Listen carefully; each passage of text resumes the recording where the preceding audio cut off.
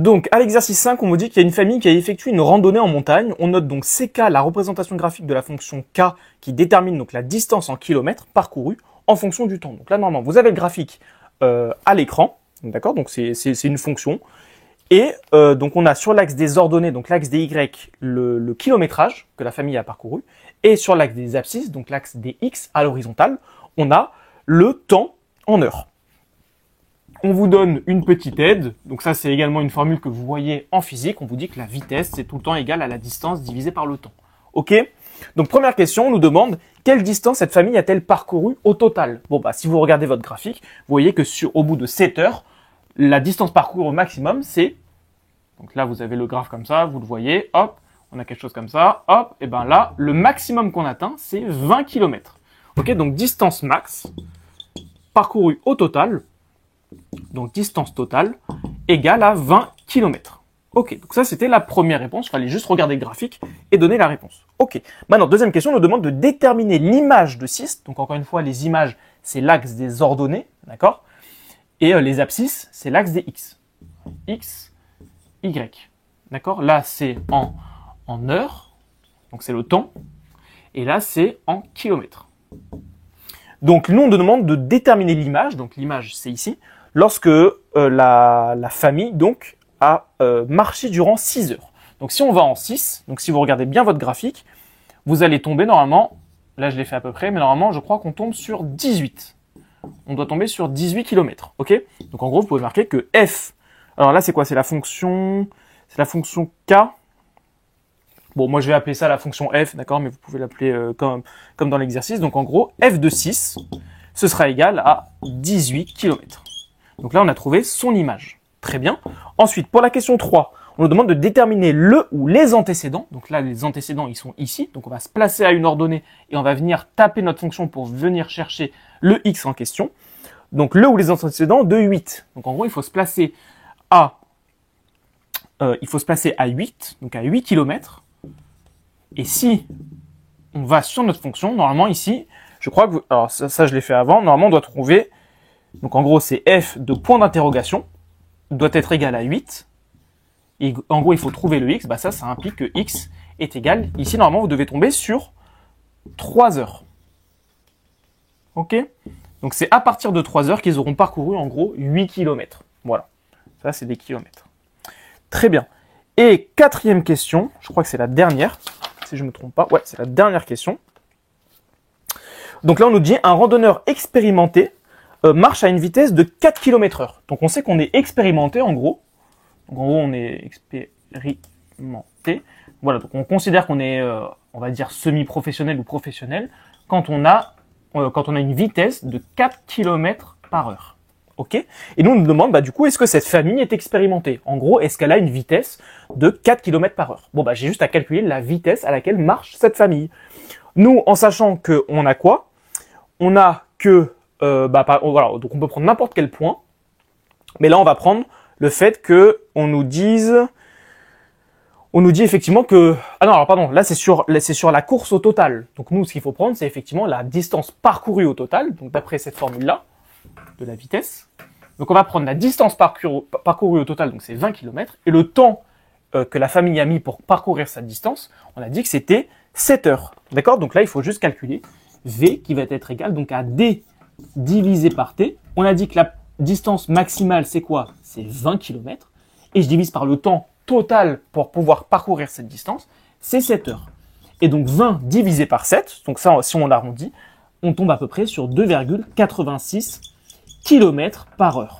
Et donc 2,86 km/h, c'est bien inférieur à 4 km/h. Ça veut dire que la famille, entre guillemets, marche beaucoup moins rapidement qu'un randonneur expérimenté. Donc là, on peut dire qu'effectivement, la famille n'est pas expérimentée. Donc pas expérimentée. Ok? Voilà, j'espère que l'exercice est clair. On passe maintenant à l'exercice 6. Donc maintenant, pour l'exercice 6, là, on va passer maintenant à du Pythagore, à du Thalès. Alors là, je sais plus. Alors on va voir. Donc là, on nous dit donc dans la forêt tropicale, une famille d'autochtones construit une hutte. D'accord, donc une petite tente. Le schéma est donc donné ci-dessous. Donc vous avez la hutte. Donc là, c'est un triangle qui est fait comme ça, avec ici A, BC. On a la hauteur qui vient taper donc perpendiculairement ici et ici au point H. Ici, on nous dit que c'est 8,40 mètres. Ici, on nous dit que c'est 11,20 mètres. OK, et on nous dit effectivement que AH, ça c'est écrit également dans l'énoncé, c'est égal à 5,04 mètres. OK.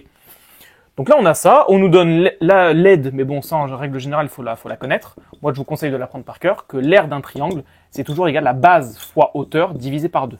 OK, donc ça, apprenez-la par cœur, même si jamais, voilà, ils peuvent vous la redonner.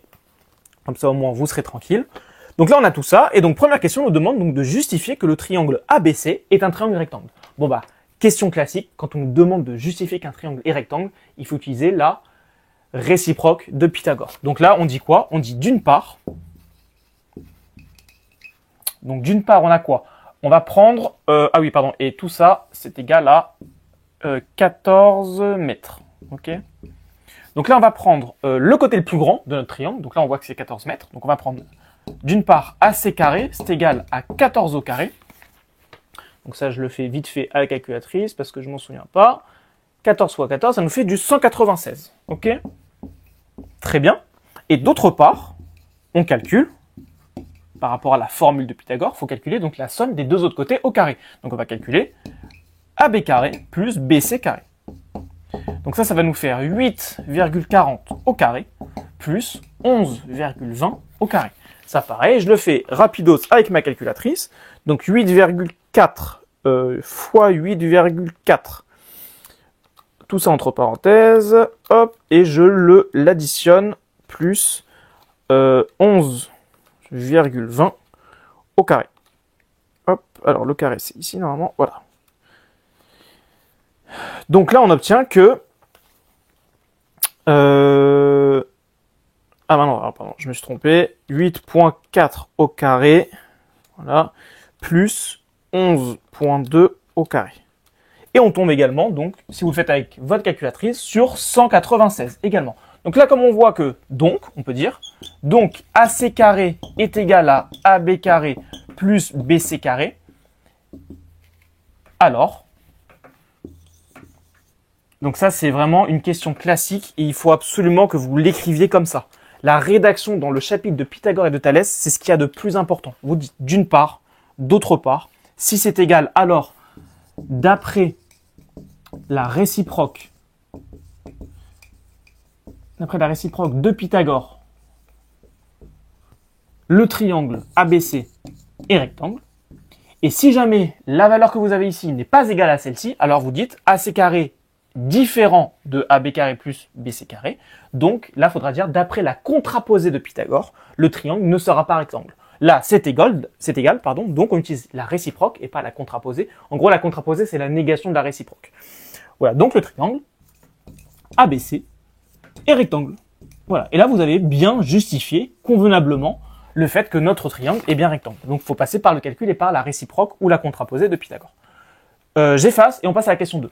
Ok, maintenant, pour la question 2, on nous demande de déterminer la hauteur BH. Bon, là, on voit qu'on a quoi? On a ce triangle, entre guillemets. Là, on sait qu'on a 5,04. Là, on a B. Là, on a A. Là, on a H. Là, on sait que c'est égal à 8,40. Et ça, en gros, entre guillemets, c'est la valeur que l'on cherche. Bon, là, on sait que c'est un triangle rectangle. Donc, on est tranquille. Et là, la question, c'est de calculer une hauteur. C'est de calculer, en gros, une longueur. Bah, quand on sait qu'un triangle est rectangle et que la question, c'est de calculer une longueur, là, on sait qu'il faut dérouler le théorème de Pythagore. On dit, donc, le triangle... Donc là, je vous l'écris vraiment, on va dire, de la meilleure manière possible. Il faut vraiment être rigoureux sur la rédaction. Donc, le triangle ABH est rectangle en H. OK? Donc, d'après le théorème de Pythagore, et là, vous pouvez balancer la formule. Donc, en gros, l'hypoténuse au carré. Hop. Donc, l'hypoténuse au carré qui, ici, va être AB. D'accord? L'hypoténuse, c'est tout le temps, en gros, le côté qui est opposé à l'angle droit. Donc, ça, vous pouvez le retenir. Mais ça, c'est si et seulement si c'est un triangle rectangle. Donc, on va avoir que AB carré sera égal à AH carré plus BH carré. Ok, moi ce que je cherche c'est quoi? C'est BH, justement, c'est la hauteur. Bon, bah, ce que je peux faire dans un premier temps, c'est effectivement laisser le BH carré d'un côté. Bon, bah, ça veut dire que ce AH au carré, je vais essayer de le passer de l'autre côté. Bon, bah, là, il va me rester quoi à gauche?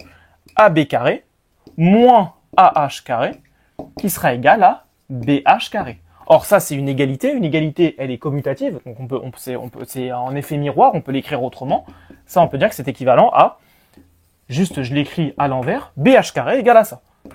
Égale à AB carré moins AH carré. Voilà, je l'ai juste écrit à l'envers pour avoir ce que je cherche à gauche. Parce qu'en général, on écrit ce qu'on cherche, on ne le met pas à droite, on le met plutôt à gauche. Mais ça revient à la même chose. Donc, une fois que j'ai ça, et ben voilà, j'ai plus qu'à remplacer par les valeurs que je connais. Hop. Donc, les valeurs que je connais, c'est quoi? Donc, maintenant, BH carré, ça va être égal donc à AB carré, on sait que c'est égal à 8,40 au carré, moins AH au carré, c'est 5,04 au carré. Donc là, si pareil, encore une fois, je le fais avec la calculatrice, on va tomber sur 8,4 au carré moins 5,04 au carré. Voilà, on va tomber sur 45,1584. D'accord? Comme moi, je veux BH. Alors pareil, est-ce qu'on nous demande d'arrondir cette longueur ou cette hauteur? Alors, je ne l'ai pas marqué, je ne sais pas, encore une fois, si dans l'énoncé, on nous demande d'arrondir. Bon, moi, je vais le calculer comme ça. Si maintenant, moi, je veux BH, ça veut dire qu'il faut que je passe à la racine de tout ça. Donc, à la racine de 45,1584. Bon, ça, si on essaie de le faire, je suppose qu'on va tomber sur un chiffre à virgule, à moins que ce soit un peu différent et que ce soit quelque chose de plus simple. Donc pareil, je le fais avec la calculatrice, donc vous pouvez faire de même. Hop, alors on tombe sur, alors c'est un chiffre exact, hop, on tombe sur 6,72. Ok, et là on est en mètres. Donc ça, c'est la hauteur BH. D'accord? J'espère que c'est clair. Donc là, encore une fois, il fallait utiliser le théorème de Pythagore, bien faire la rédaction. Et une fois que vous trouvez la valeur au carré, n'oubliez pas qu'il faut passer à la racine carrée. Moi, je vois trop souvent trop d'élèves qui oublient de faire cette étape-là. Quand vous avez trouvé la valeur au carré, d'accord? Donc ça, c'est BH au carré. Et ben, pour enlever le carré, on passe à la racine carrée. Et ensuite, vous tombez sur la valeur demandée. Et maintenant, dernière question. On en aura fini pour cet exercice. On nous demande de déterminer l'aire de la façade ABC, donc de cette hutte. Ok, bon bah ça, on n'a plus qu'à utiliser l'aire de ABC. On sait que ce sera la base fois la hauteur divisé par 2. Donc la base, c'est en gros là où notre hauteur vient taper perpendiculairement le côté en question. Donc ça, ce sera la base. Donc là, la base, du coup, ça va être AC. Ok. Multiplié par la hauteur, bah du coup, c'est BH. Ok. Et le tout qu'on divise par 2. Donc ça, pareil, j'ai plus qu'à remplacer. AC, on sait que c'est égal à 14. BH, on sait que c'est égal à 6,72. Et le tout qu'on divise par 2. Bon, ça, pareil, je le fais avec ma calculatrice. 6,72 fois 14. Et le tout divisé par 2. Et donc, on va tomber sur, si tout est en mètres, une aire, ça va donc être en mètres carrés. Donc, à 47,04 mètres carrés. Voilà. Donc ça, c'est la surface, l'aire de la cabane que les autochtones ont créé dans la forêt. J'espère que pour cet exercice c'est clair. On passe maintenant à l'exercice 7. Ok, donc pour l'exercice 7, vous avez l'énoncé sous les yeux. On nous demande donc pour la première question de justifier que le dénivelé qu'Elisa aura parcouru, c'est-à-dire donc la hauteur EC, est égal à 142 mètres. Donc là, vous voyez quoi? Elisa, donc elle est en vélo, elle monte une pente, d'accord? Elle part de A, elle va jusqu'à E, d'accord? En passant par D. Très bien. On nous dit que AB et DB sont perpendiculaires, que AC et CE sont également perpendiculaires. On nous dit que les points ADE et ABC sont alignés, d'accord? Ils sont alignés dans le même ordre. On nous donne la valeur de la longueur AD, donc c'est 51,25 mètres. On nous donne la valeur de la longueur donc de DB qui est 11,25 mètres. Ok. Et voilà, donc on nous dit que Lisa, donc elle fait du vélo. Elle est partie donc d'une altitude de 251 mètres de hauteur et elle va jusqu'à une altitude de 393 mètres. C'est ça. Donc là, vous avez normalement le schéma sous les yeux. Et on est bon. Donc première question, effectivement, justifier que elle va faire un dénivelé au total qui sera égal à 142 mètres. Bon bah là, en gros, il faut juste faire la soustraction du niveau maximal où elle va arriver et du niveau où elle part.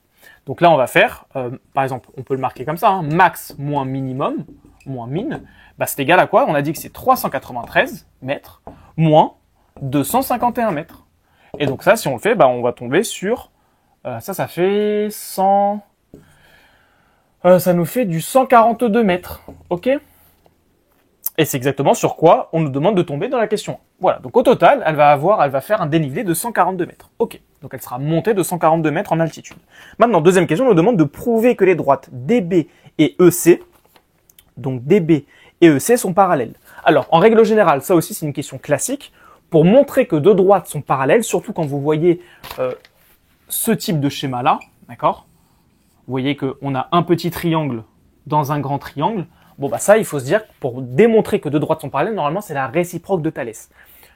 Moi, petite astuce que je vous donne, c'est qu'il y a beaucoup d'exercices où, en tout cas, qui sont tombés au brevet, où il y a cette question, et en fait, c'est beaucoup plus rapide de prouver que deux droites sont parallèles. Mais ça, il faut l'avoir. Alors, là, vous pouvez dire quoi? Là, vous avez D, là, vous avez B, pardon, là, vous avez E, et là, vous avez C. Et qu'est-ce qu'on vous met dans l'exercice? On vous met que là, vous avez des angles droits. Et on vous dit effectivement que DB, elle est perpendiculaire à AC, et on vous dit également que EC, elle est perpendiculaire à AC. Bah ça, c'est une propriété mathématique que vous pouvez toujours sortir, il faut le justifier en l'écrivant.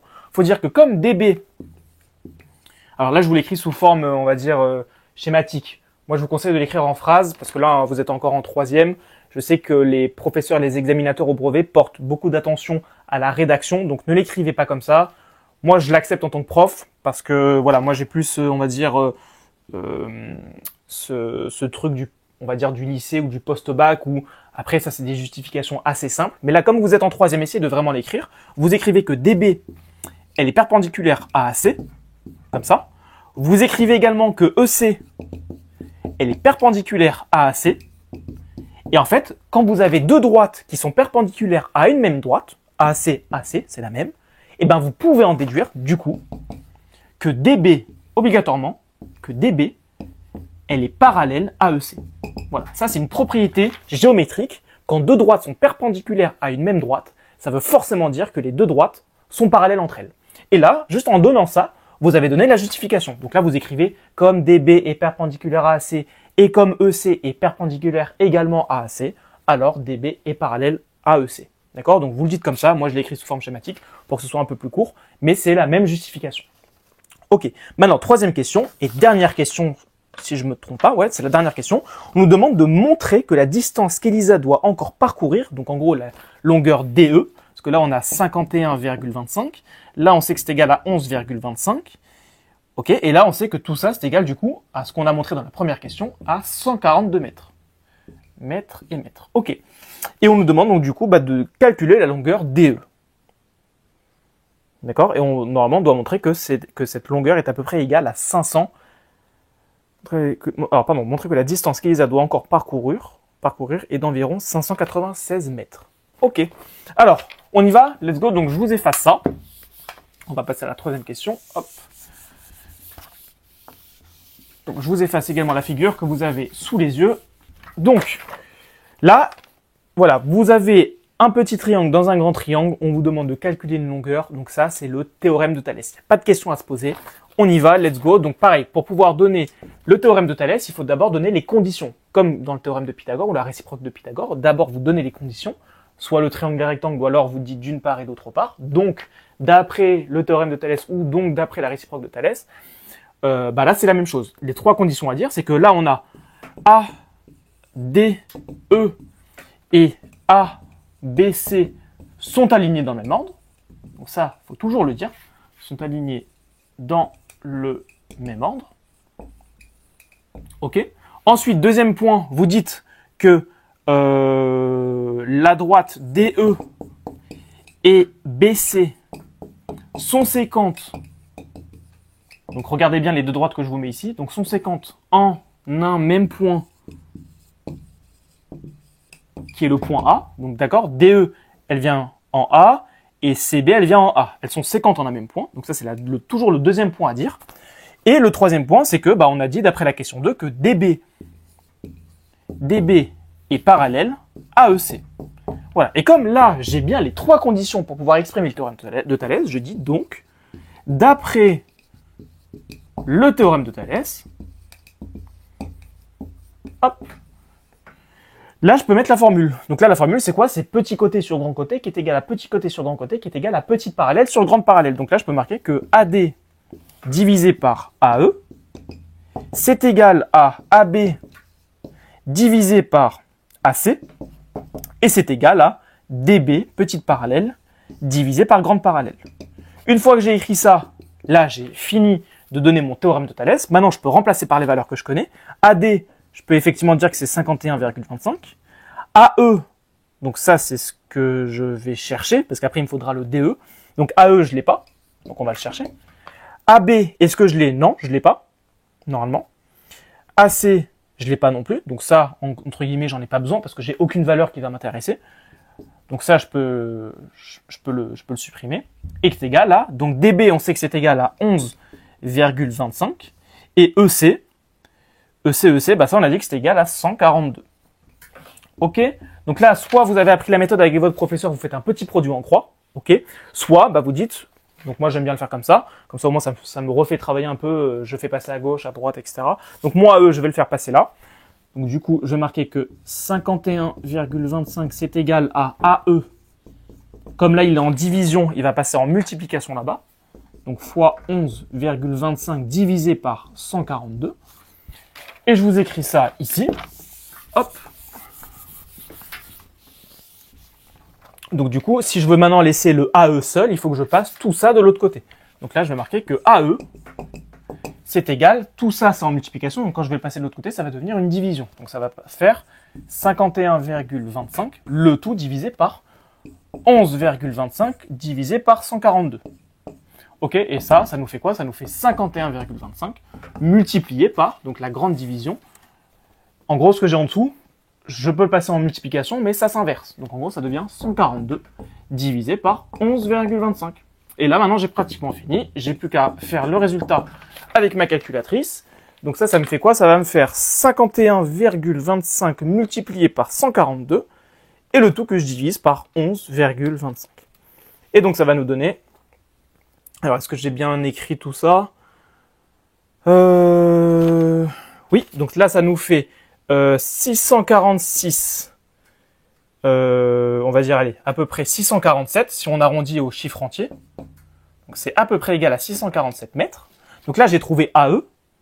Et maintenant, moi, si je veux DE, d'accord, donc là, si je refais la partie haute du triangle, hop, donc tout ça, je sais que c'est égal à 647 mètres. Et ça, je sais que c'est égal à 51,25. Bon, bah effectivement, moi, si je veux que DE maintenant, ça, je sais que DE, ce sera égal à quoi? Ce sera la totalité moins ça. Comme ça, je peux trouver ça. Donc si je fais tout ça moins ça, ça va me faire AE moins AD. Hop. Ça tombe bien parce que AE, je l'ai ici, et AD, je l'ai ici. Donc ça va nous faire 647 moins 51,25. Et ça, c'est égal, si on le fait, 647 moins 51,25, pour aller vite. Voilà, on va tomber sur, donc à peu près égal à 596. On tombe sur 595,75. Donc si j'arrondis encore une fois à l'entier près, je tombe bien sur 596 mètres. Et c'est exactement la valeur qu'on nous demande dans l'exercice. Voilà, donc j'espère que toute la rédaction que j'ai faite sur le théorème de Thalès, j'espère que c'est bien clair. Retenez bien que voilà, chaque question, il y a une méthode bien précise, donc c'est pas un exercice compliqué. Il faut juste être rigoureux dans la rédaction de tout ça pour ensuite avoir les bons résultats à la fin. On passe à l'avant-dernier exercice.